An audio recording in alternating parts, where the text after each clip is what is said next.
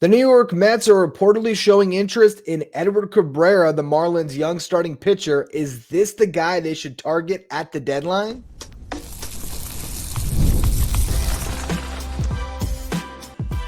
You are Locked On Mets, your daily New York Mets podcast. Part of the Locked On Podcast Network, your team every day. Hello to all you amazing Mets fans. You're watching Locked On Mets, part of the Locked On Podcast Network, your team every day. I'm your host, Ryan Finkelstein. I've been covering the New York Mets on this show since the 2019 season. This is the only podcast that covers the Mets 7 days a week throughout the regular season. If you want to find some of my written work, you can do so over at justbaseball.com, where I work as the managing editor. Today's episode is brought to you by Game Time. Download the Game Time app, create an account, use the code LOCKEDONMLB for $20 off your first purchase. Now, here we are in the month of July, and that means it is rumor season. We're going to see the New York Mets attached to a lot of names between now and the trade deadline, as this is a big market team that's clearly a contender, a very easy team to be floated as a fit for pretty much anybody. So we have to take all these trade rumors with a grain of salt, but when they make sense, they make sense. And we've now had 2 trade rumors recently, and they both line up in the sense that the Mets have been linked to 2 different starting pitchers who have team control beyond this season. They were reportedly interested in Mitch Keller, and now, according to Francis Romero, the New York Mets are showing interest in Edward Cabrera of the Miami Marlins. The Cubs are also reported to have interest, and there's been several teams apparently that have checked in on Edward Cabrera because he's having a breakout season. He's 27 years old. This year, he's pitching to a 3.33 ERA with 80 strikeouts and 78 in the third innings pitched. He's got a good whip of 1.23. He has been very solid this season. And particularly lately, he's on a little bit of a hot streak. Over his last 7 starts, he has pitched to a 1.46 ERA with 42 strikeouts and 37 innings pitched. Got a 1.08 whip during that span. So this is probably the new prize deadline piece for the Marlins, because Sandy Alcantara has not pitched well. He had another clunker on Wednesday night. I think he gave 6 runs to the Reds. He continues to struggle, and it's going to be very hard to get proper value for a former Cy Young at the deadline when his ERA is over 7. I mean, he's just been brutal. So it's hard for a team to say, you know what, I'm going to buy in on that. I'm going to buy in on the upset. I'm going to give a lot to get him. I think there's a world where you could buy low on Sandy and not have to give up as much, but that's only going to happen if the Marlins are willing to cash what should be a really good trade deadline asset, a really good trade asset in general for their future right now when his value is at an all-time low. I think the Marlins are going to get to a point where they're going to have to just sit on Sandy and hope that he pitches better down the stretch so they can trade him in the offseason. Or maybe, who knows, this is a team that's playing really well. Maybe next year you have a team that actually has a fighting chance, and you hang on to him, and maybe it ends up working out for the Marlins. But Edward Cabrera is a young pitcher that they've had for a while who is pitching better than he ever has.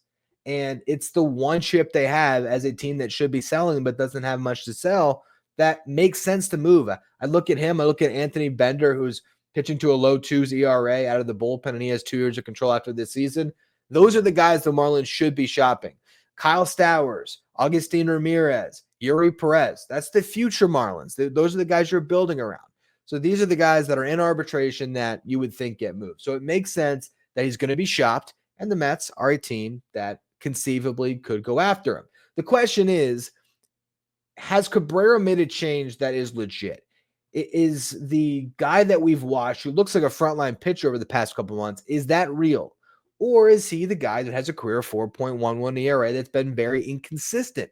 This is not the first time I've talked about Edward Cabrera as a trade piece that the Mets could potentially go after. I talked about him going into the 2024 season, coming off the year where he pitched to a 4.24 ERA in 99 2/3 innings pitched. I remember talking about him and Trevor Rogers, these Marlins arms that had plenty of control that the Mets might be able to target, and maybe you don't have to give up too much. Maybe you're giving up a bat for an arm. That was back when you were thinking, okay, is there a Beatty to the Marlins trade after his disastrous 2023 season? Things like that have been brought up on this show in the past. The funny thing is, now that he's pitching so well, I am just curious what the cost is to acquire him. And we'll talk about that more in the next segment. If you're going to give up a lot, you have to really believe in this arm. And that's where I'm stopping a little bit short and just wondering. I'm not saying that I think that he's not going to be able to do this for the next 3.5 years. He very well could. I just have to look at the pitch usage, what's different, and is this something that can be repeatable? And what I can see right now, you're seeing a cut in walk rate. So his walk rate for the first time ever is below 10%. It's at 9.2%. That makes me a little bit nervous just because I think walk rate, you could see that spike again, and this could completely change how Edward Cabrera is able to operate. If he starts walking guys again, puts himself in too many holes, it's not going to be the type of starting pitcher you feel great about handing the ball to in a playoff game.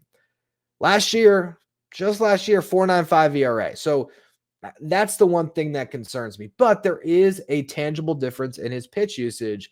He has nearly abandoned his four-seam fastball, which used to be his second most used pitch. His changeup has always been his bread and butter, but he would work that four-seam fastball off of it a lot. Now we're seeing a completely different usage. So you look back at last year, 33.4% changeup usage, 27% four-seam fastball. You look at 2023, 31% changeup usage, 27% four-seam fastball. So he was really leaning into those two pitches. Now this year, changeup usage down to 24%, four-seam fastball down to 14%, and a sinker that he threw 9% of the time last year, he has that bumped up to 23% usage.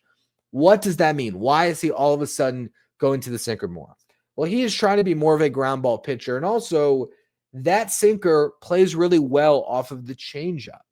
I'll tell you, when I was a pitcher, I was two-seam changeup. That was my bread and butter, and that's how I kept the ball on the ground because I didn't throw very hard, and so you're trying to dodge barrels, and that's what I would do. I would just get that downward break away from left-handed batters into righties. You throw that pitch in on the righties, you throw it away on the lefties, and you just try to keep the ball on the ground. And you're seeing Edward Cabrera do that. The movement profile on those pitches nearly mirrors each other, but the changeup is going to break down a little bit more of that vertical drop, even a little bit more of that horizontal movement. So if you're, sitting on the changeup, well, now maybe he can sneak a sinker by you.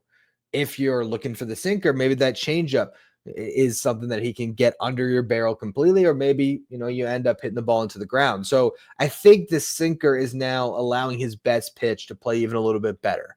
And it's keeping hitters away from that changeup. Now, they weren't hitting it much last year, but they were really hitting the four-seam fastball. And now he's only really throwing that to lefties. He's sort of abandoned throwing that to righties.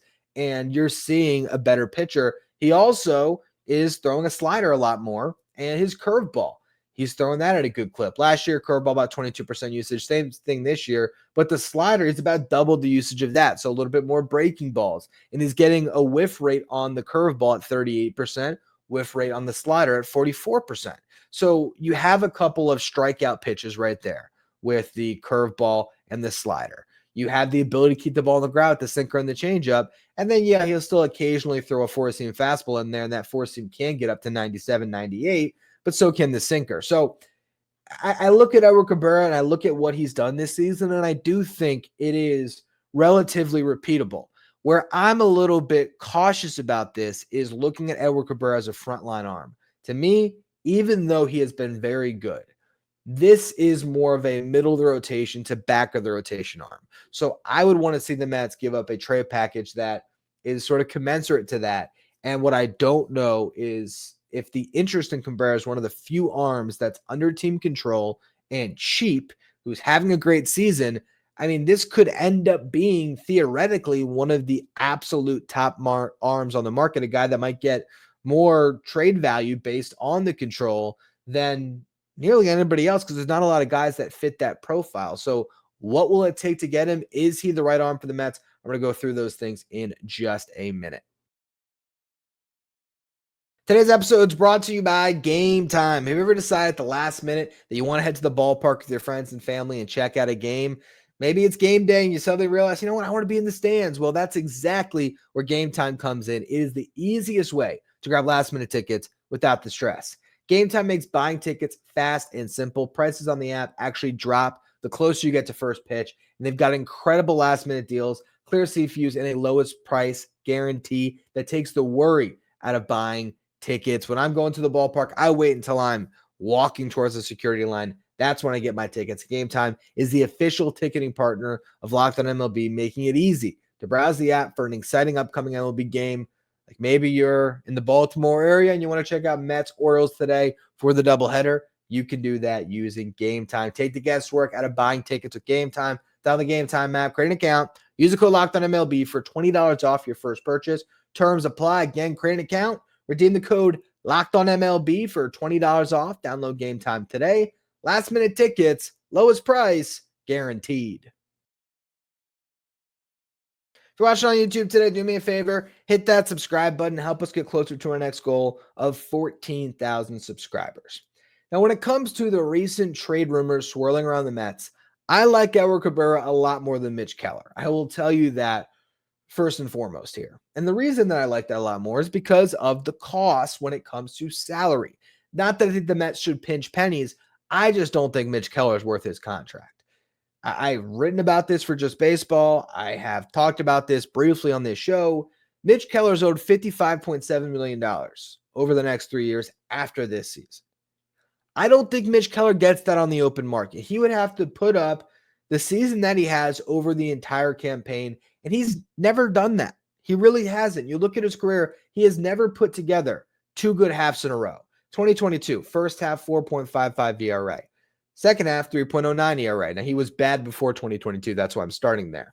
2023, 3.31 ERA in the first half. Fringe all-star. Maybe he was the Pirates all-star that year. Let me check and see Mitch Keller's all-star status. I feel like he made it 1 year. But again, a guy that great first half, 3.31 ERA, 5.59 ERA in the second half. Last year, went out there, 3.46 ERA in the first half. 5.65 ERA in the second half. Right now, he's sitting with a 3.58 ERA. What's that second half ERA going to be? Is he going to be able to sustain this? And he was an all-star in 2023 as I look back here. But I just don't know if Mitch Keller is going to be able to keep it together for the full season. And I just don't look at Mitch Keller and say, yeah, that's a frontline arm. I think he's a good 4 on a World Series team. And that's not a bad thing. Maybe that's all the Mets need. But I don't want him as the Mets 4 for the next 4 years. And you look at their rotation. They got Kodai Senga. Doesn't make a ton, $15 million, but they still have Kodai Senga. They got Sean Manaea, $25 million the next 2 seasons. There's deferred money in that, but regardless. Frankie Montas, you got him for next year, $17 million. Clay Holmes, $13 million next year. Now, you can have all these guys at that price. That's a fair price for a starting pitcher, but I don't know if the Mets need an arm for 2026. I don't know if they have to get an arm with control now. I really don't think they do because you look at the farm system, Nolan McLean had another great start tonight. Brandon Sproat, Jonah Tong. Now all of a sudden in Double A, you got Jonathan Santucci and RJ Gordon. The Mets have so many different pitchers right now in their farm system.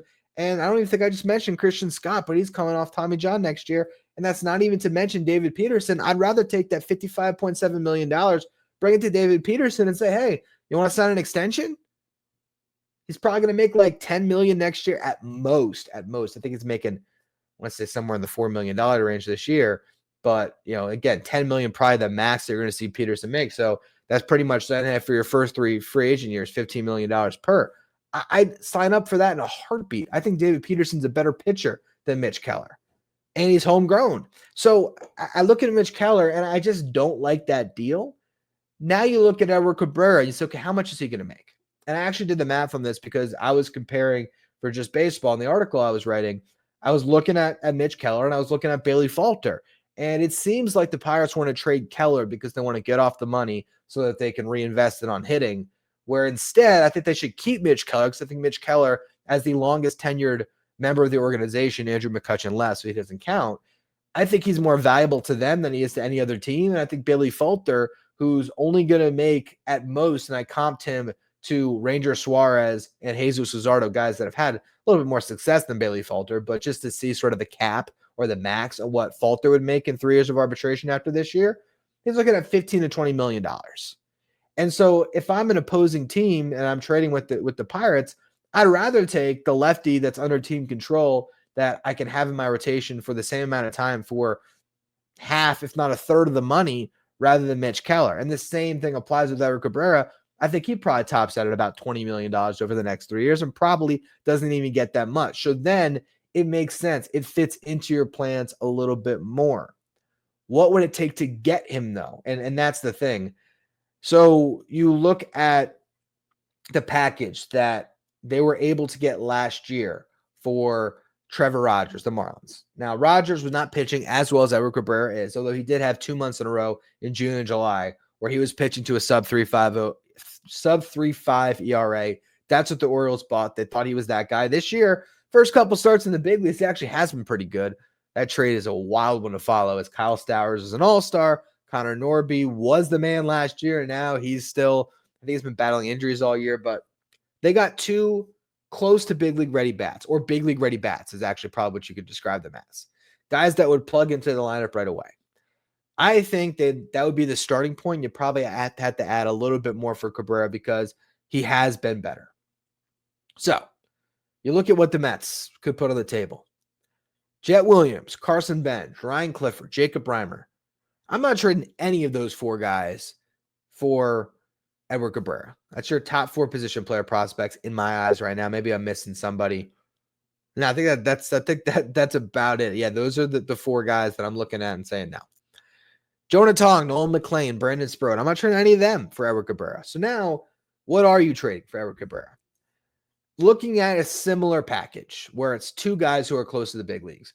Acuña makes sense. The Marlins, they got Otto Lopez playing shortstop now. He has done a pretty good job there. They have Xavier Edwards at second base, but Acuña is still a guy that can play all over the place. I think he'd make some sense for the Marlins. You look at Drew Gilbert as an outfielder that is in AAA. Maybe that makes a little bit of sense for the Marlins. I would put those 2 guys on the table with an arm. Then I would look at not your top 3 pitching prospects, but would I give up a RJ Gordon or even pressed a Jonathan Santucci? Maybe. But the more that I think about what it might cost to get him in a bidding war for Edward Cabrera, I just don't know if this is where I'd want to put that level of package out there. I'm still combing through names as I prepare for next week and all the trade deadline shows that I'm doing. And I actually recorded the one about the bat that will complete the Mets lineup. I finished that one up today. I'm going to talk about starting pitchers, and I'm looking at names. I would rather put that level of a package out there. And I'm not even talking about the Gilbert Acuña package. I'm saying if it's going to cost more than that, and I think it probably does, I think the Gilbert Acuña thing is what I'd be comfortable to trade. But I think they would be shooting a little bit higher. I would rather, if I have to trade, a Jet Williams, which I really wouldn't want to put on the table, but let's just for the conversation, or a Ryan Clifford. I'm not trading Bench for literally anybody. But regardless, if I have to put one of those guys on the table, or if I have to put one of the top pitching prospects on the table, I want to shoot higher. I want to look at Joe Ryan, who is an ace with 2 years of control after this season for the Twins. 2.76 ERA. He's walking only 5.2% of the batters that he's faced, and he's consistently pounded the strike zone throughout his career. Batters are hitting 192 against him. That's a guy that I'm saying, you know what? I'll trade you Jet Williams because Joe Ryan could be my ace this year for the next 2 years, and he's going to come cheap when it comes to the contract. That's the type of guy to go out and get. Edward Cabrera, I'm lukewarm on it. If the package is right, and it's the type of trade where I wouldn't know if I'm happy until I saw the return. And then I could say, okay, I like that return. But when it comes to this, I just don't know if I'm all in on it again until I see what it costs, just because when I see the lack of arms on the market and I know how much the industry values pitchers with control, I could just see the bidding getting to a place that I wouldn't be comfortable. That's just me, though. I do think he has good stuff. I do think if you're just talking about could he be the answer for this rotation, if you're looking for a 6th starter for the rest of this season, not that he would be the 6th starter, but if you want to go to a 6-man rotation because they're going to have 5 guys healthy at the end of this week with Minaya, Senga, Peterson, Holmes, and Montas, yeah, that could be a guy you plug in and it makes some sense. But it's not the guy I'm all the way in on. And I'll be talking about the guy I'm all the way in on more next week. I gave you a teaser of one of the guys I'm in on, but I'm going to go through and give you a lot of different names on that show. I also like the idea of trading for a rental and getting a veteran who I can just trust, hand the ball to in October, because again, you have so many pitching prospects. I'm not that concerned about trading for 2026. I'm just focused on getting the best possible team for 2025. But again, we will be touching on that more next week. To close out the show here, I want to talk about the doubleheader. Luis Angel Acuña was scratched from the lineup in Syracuse. Could he be coming up? And also, I've been waiting to talk about this. I do want to give you a little bit of a note on Francisco Alvarez that Will Salmon reported on of The Athletic, which is that the Mets are about to gain an extra year of team control. So we're going to go through all those things here in just a minute. Today's episode is brought to you by Open Phone. If you're running a business, you know that every missed call is money left on the table. Think about the last time you had a service emergency, like a burst pipe. If the first plumber didn't answer, are you going to wait around? No, you're going to call the next one. That's why having a reliable business line is so important. And that's why you need Open Phone. Open Phone is the #1 business phone system that helps you streamline and scale customer communication, all from an app on your phone or computer. Your whole team can share one number and respond to customers like a shared inbox. No more who's handling this, and the AI agent handles after-hour calls, answers common questions, and captures leads so you never miss a customer again. OpenPhone is offering Locked On Mets listeners 20% off your first 6 months at openphone.com/LockedOnMLB. That's OpenPhone, OpenPhone.com/LockedOnMLB. And if you have existing numbers with another service, Open Phone will port them over at no extra charge. Open Phone, no missed calls, no missed customers. If you're an everydayer that always tunes into the show, make sure you become a Locked On Mets insider. This is our texting service where you get updates from me anytime news breaks from the Mets. You can ask me questions anytime, take part in our Locked On Mets sign photo giveaways. The lineup graphic sent to your phone each day so you know the starting lineup without ever having to go on social media. If you want to be a Locked On Mets insider, find the link in the episode description. Go to subtext.com/LockedOnMets. Now, before we talk about the doubleheader today, I wanted to share the note that Will Salmon reported this week for The Athletic, which is that Francisco Alvarez is about to lose. He's not going to lose a year of service time, but he is not going to have enough service time to become a free agent in 2029. Essentially, what this comes down to is days of service. Every single day you're on a big league roster on the big league injured list, you get a day of service.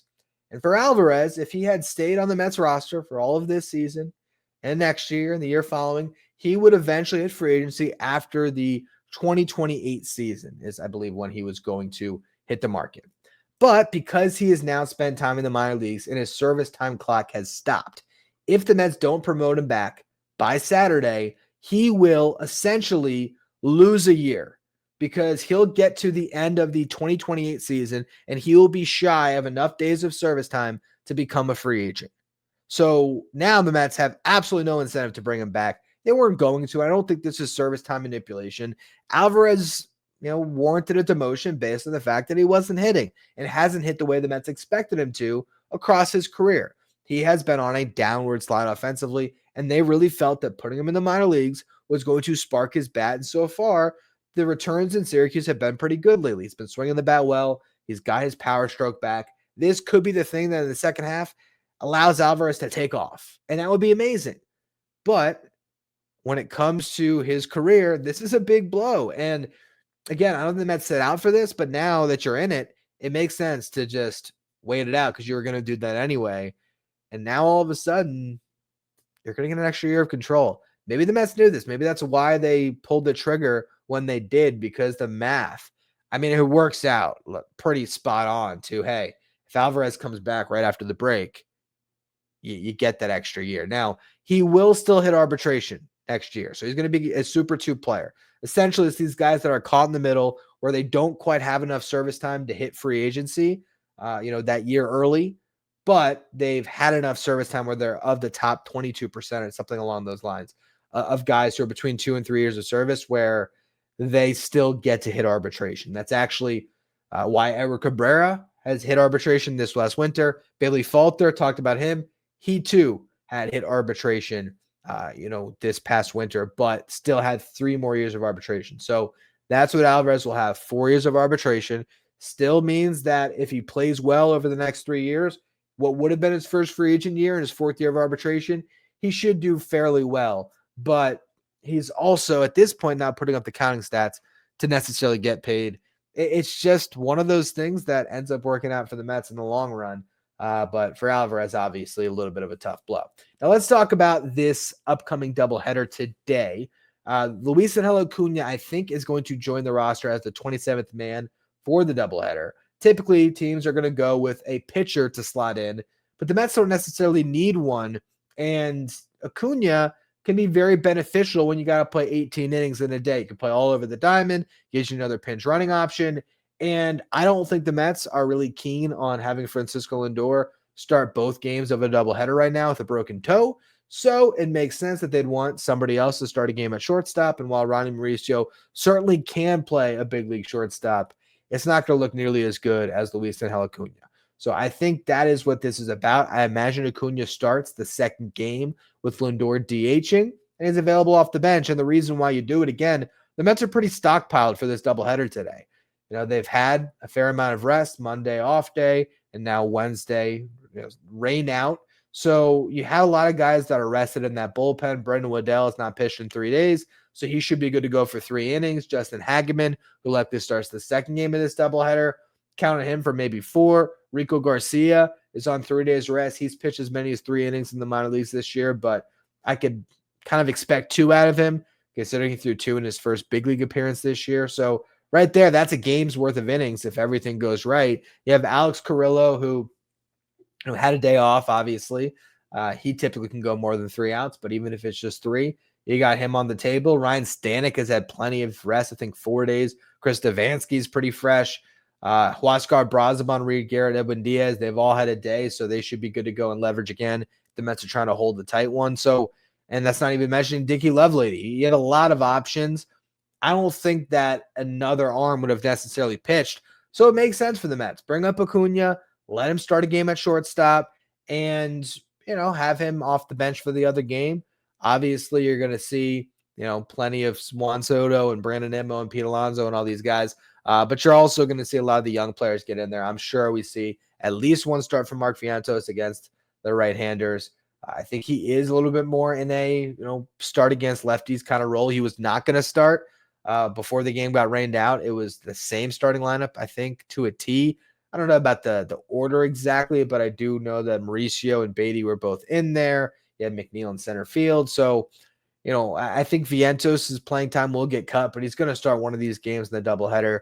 I wouldn't be surprised if we see the youth with Beatty and or Mauricio getting both starts, and you might see a Nimmo or a McNeil. One of these guys maybe gets one of the games off potentially, but this is going to be an opportunity for the Mets to hopefully stack a win or two against what is still a subpar Orioles team. You got your best starting pitcher right now on the mound for game 1 and David Peterson going up against Charlie Morton. We know Charlie Morton has had plenty of success against the Mets in the past, and he's on a little bit of a heater lately, but still an arm the Mets should be able to handle. And then game 2, Justin Hageman versus Tomoyuki Sagano, and Sagano has really struggled lately.